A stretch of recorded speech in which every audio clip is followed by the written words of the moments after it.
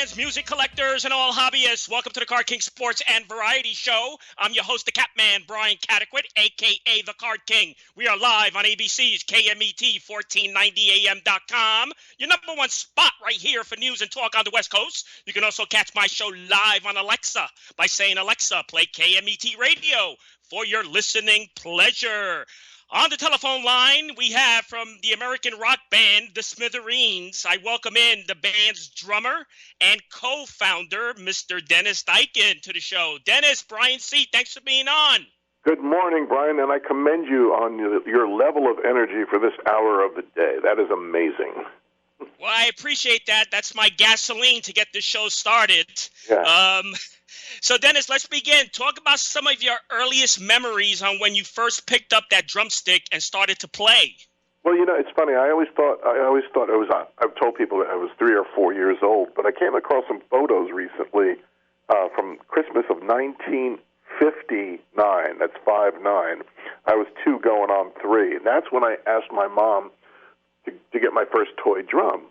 So I was at that tender age, just around 2-3 years old, where I picked up my Lincoln Logs or Tinker Toys as sticks and started banging on this toy tom-tom.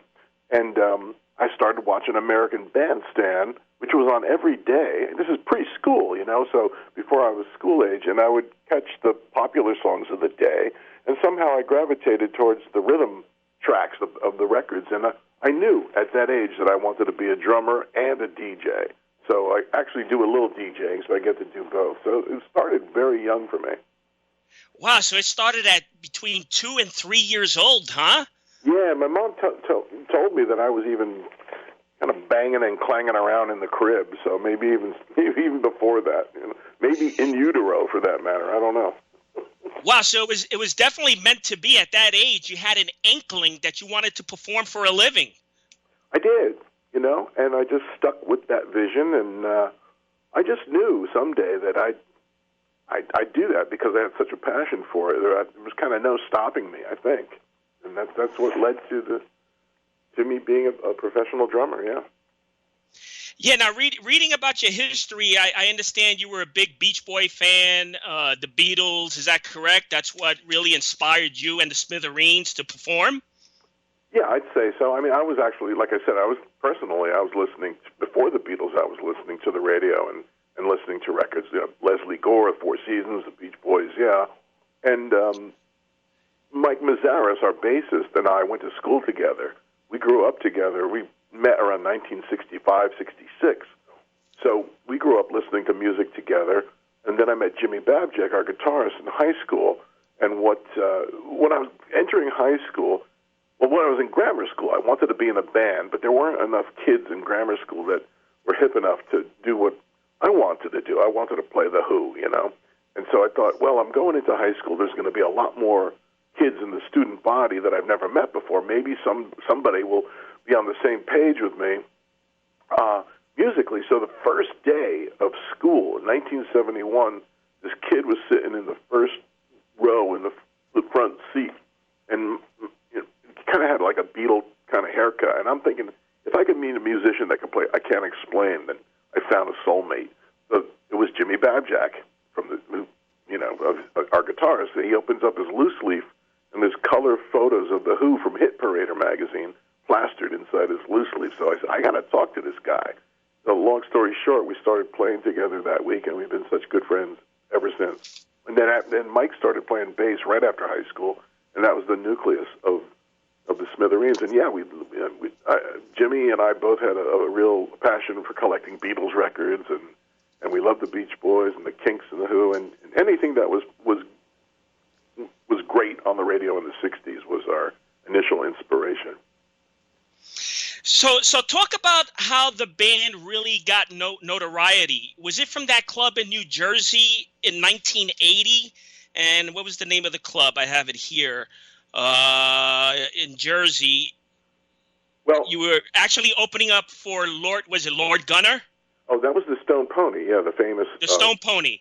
Stone Pony in Asbury, right, Park, which is still there, and we still play there. Well, that helped us a lot, you know. That was 40 years ago. It's hard to believe, but the band turns 40 next month. Yeah, that helped us Well, that club certainly, playing there got our name associated with gave us a better profile than just playing bars around local bars in New Jersey. But we also started playing at Kenny's Castaways around that time in New York City, and that expanded our horizons and put us in touch with a lot of other musicians and people in the industry. And but it took us 6 years of scuffling around before we landed a record deal, close to about 5-6 years, playing New York and Ohio, Pennsylvania, Connecticut, and actually one overseas trip during that time to Scandinavia. But it was a long road until we finally got signed to Enigma Records, and we recorded our first album especially for you for them, and things really took off after that. Right. So, I couldn't think of the name, but it was the Stone Pony. That's really what developed that cult following for your group, right? Well, it really helped, yeah. It certainly did help, because at that point, we had heard of the Stone Pony. We went to some shows there. It was largely associated with New Jersey bands and artists like Bruce Springsteen and Southside Johnny, and it was tough to get a gig there, especially for a brand new band. But through the good graces of a fellow named Lance Larson and his band Lord Gunner, they let us open one night a week for them, and that really was a kind gesture. And that being associated with that venue at that time gave you, like I said, gave you a better profile. So yeah, it certainly did help us. Now, I have so many questions, Dennis. I read that your 1985, the Smithereens 1985 recording album, especially for you, inspired many young artists, including, the great Kurt Cobain, which he published in his Cobain journals. So that must be really rewarding.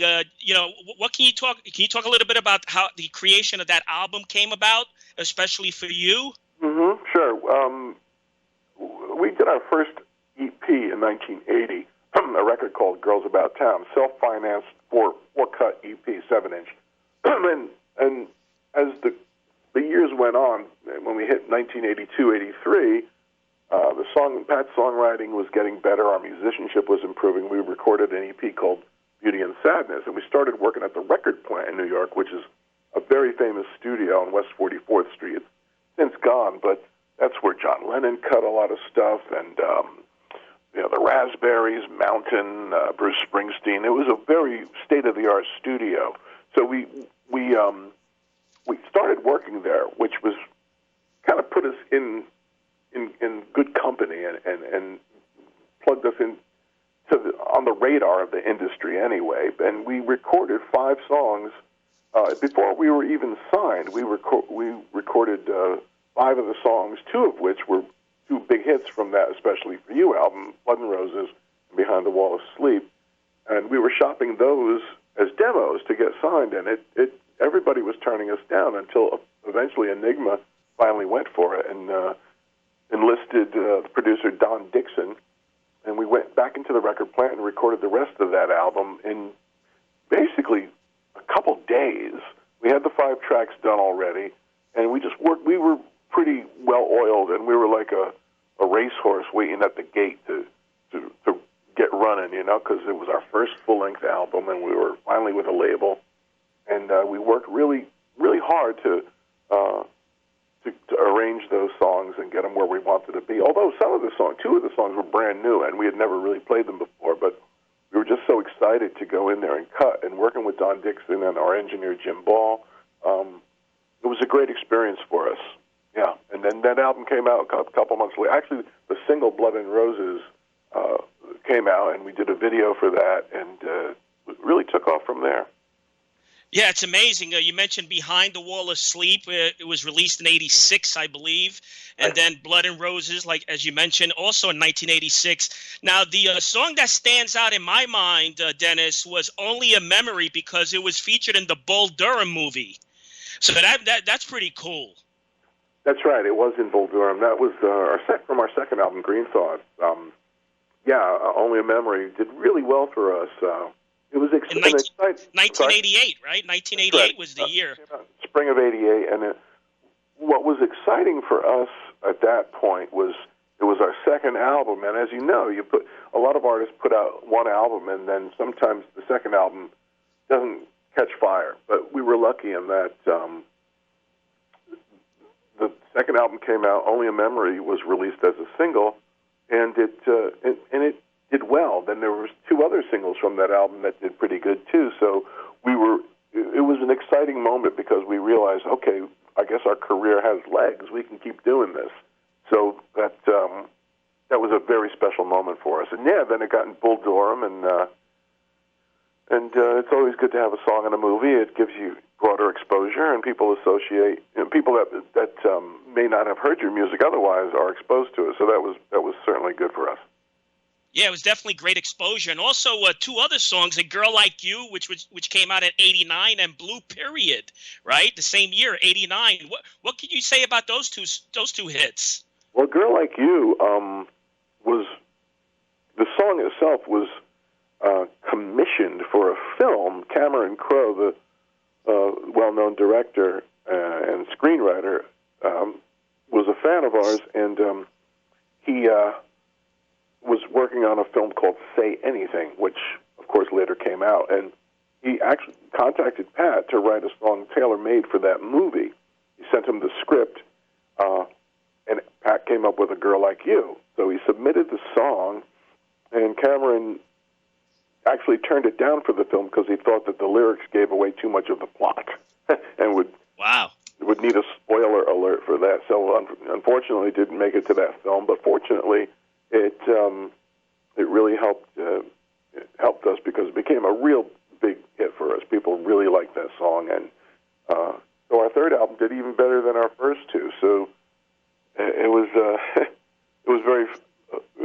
a good thing for us. And Blue Period was a great song, a ballad that Pat wrote, and we did a video for that with Belinda Carlisle of the Go-Go's, and that was a memorable event for us. And it's a nice video. You can still see them on YouTube, all our videos. So, yeah, it was, 11, it was our third album, and we named that after Ocean's 11, which the remake of that movie wasn't out at the time, but we were fans of the Rat Pack, and they had that movie called Ocean's 11 from the early 60s, and we just did our own.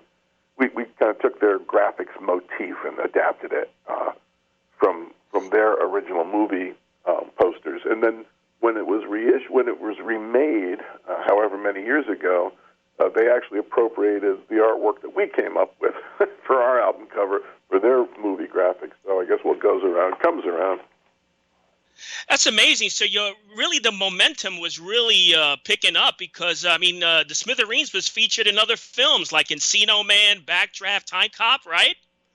That's correct, yeah. There might be a few others I'm forgetting, but that's right. We did get associated with those other films. And even more recently, it's a few years ago now, but Romeo and Michelle's High School Reunion, I think was the name of that picture, used Blood and Roses, and right.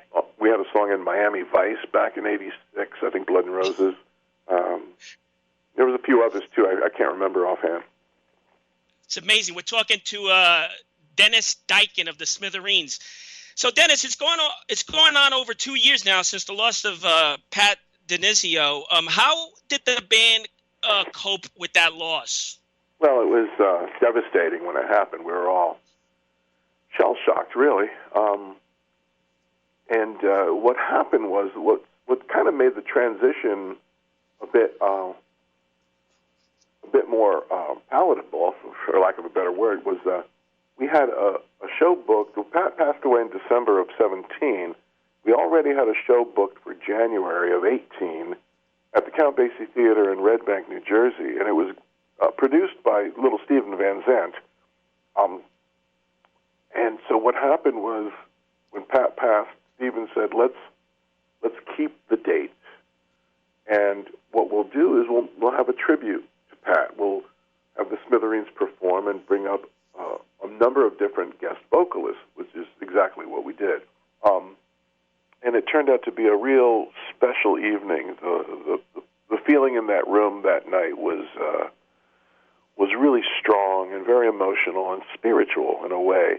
A lot of people came out to show their support, including Marshall Crenshaw, who sang with us that night. Now, Marshall is an old friend of ours and had been a member of our extended family for many years. We started opening for him in the early 80s, and he even played some keyboard and six-string bass on our first album in late 85, and we'd known him for a long time, so he came on board, and it just felt like an old, comfortable shoe when he sat in with us.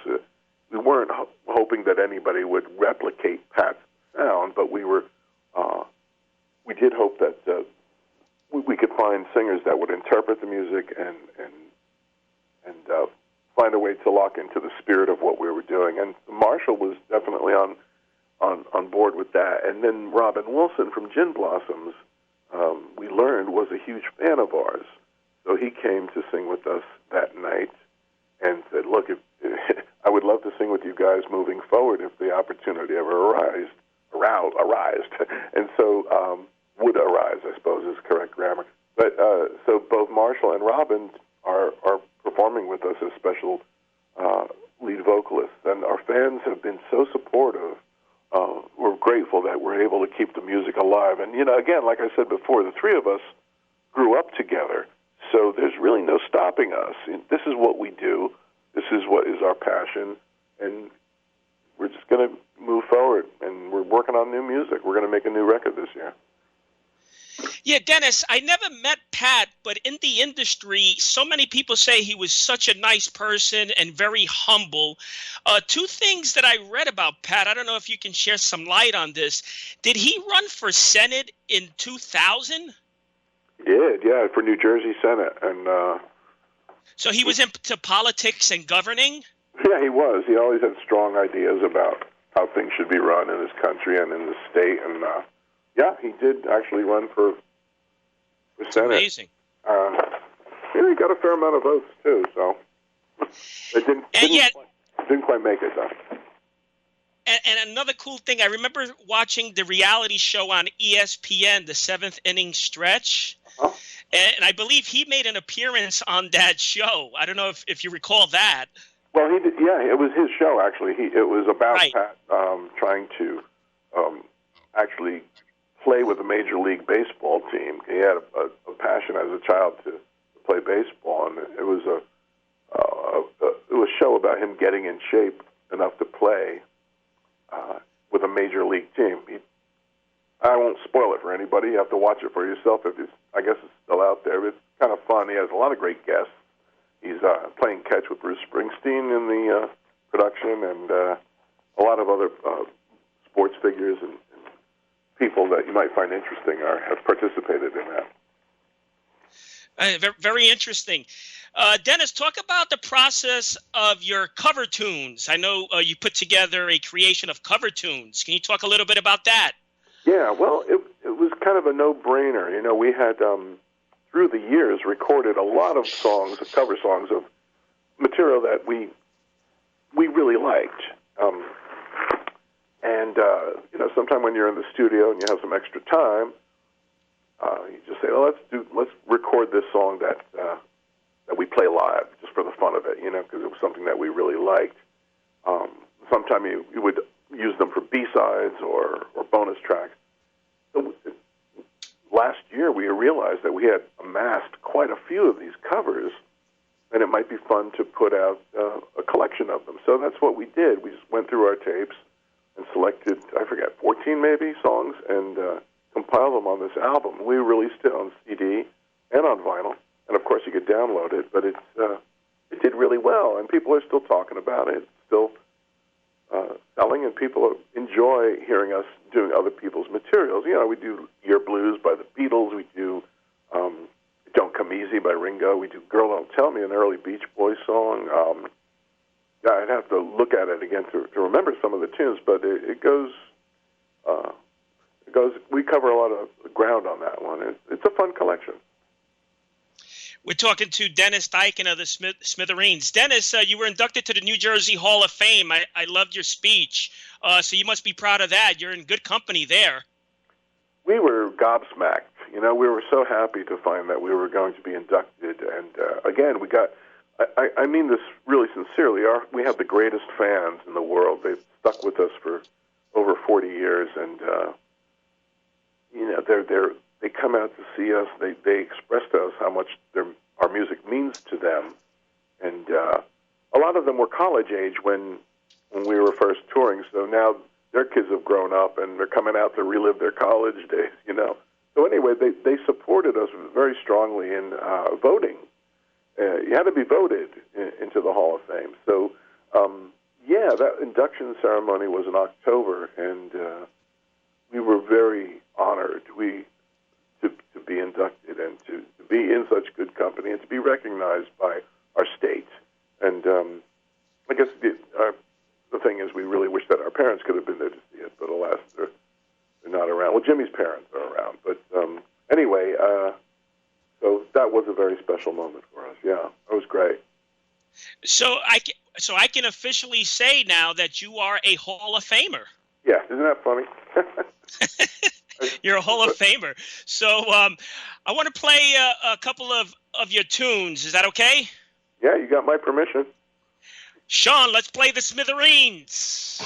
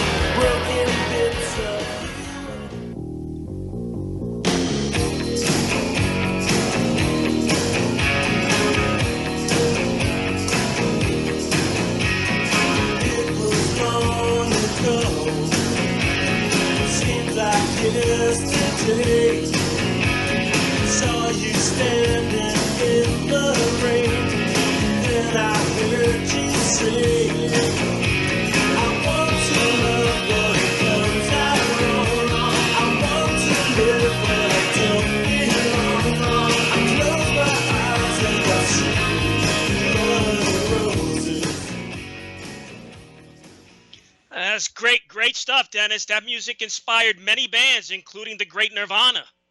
Yeah, we were so happy to hear about that. We never had the chance to meet Kurt, but we certainly read that in his, I think it was in his journals. It was in one of those books, and where he talks about really digging the Smithereens. And we got to work with Butch Vig, the producer of Nirvana, at one point, and he confirmed that when they were recording Nevermind, that they had copies of our records in the studio. They were actually listening to them as they were recording. So it's nice to know that what you do musically reaches other musicians. We've learned through the years that there's, being that we're kind of in the eye of the storm, we don't always realize how far-reaching our influence can be to musicians and to people, just our fans and our listeners. So it's really special, and it is rewarding when we hear about things like that. It's great, yeah. Yeah. Well, that niche, with that niche in the 80s with the band, it really makes you pioneers in your craft, with that type of music. Yeah, I guess so. We tune down to a minor key, and that gives the music a certain foreboding feel, even though the songs are, in many cases, are upbeat and have a positive spin to them, or even though the themes of the music tends to be on the darker side. But yeah, it kind of fostered what they called alternative or grunge. It did help bring that scene about, which is cool. It's what can it makes you feel good that what you do has legs and that it can keep going on its own, in other people's music. No doubt about it. Well, I have less than a minute left. Where can the audience see the Smithereens? Well, all the information regarding our gigs is on officialsmithereens.com. That's our website. And we're actually playing tonight. But if your listeners happen to be in the area of Peekskill, New York, or at the the Hudson Valley Paramount Theater in Peekskill, New York, and we are coming to the West Coast later in the spring or the summer. So you go to officialsmithereens.com or our Facebook page. All that information is there. Really? So you're playing tonight? Maybe I'll drop by and check you guys out. Well, maybe you can get a last-minute plane ticket. I don't know. Well, I appreciate your time. Thanks so much. Oh, thank you, Brian. Thanks for having me, and thanks to everybody out there for listening. Thank you very much, and we'll see you soon. Great job, Dennis. Dennis Diken of the Smithereens. Thanks so much. Great job. Until next week, happy collecting to all.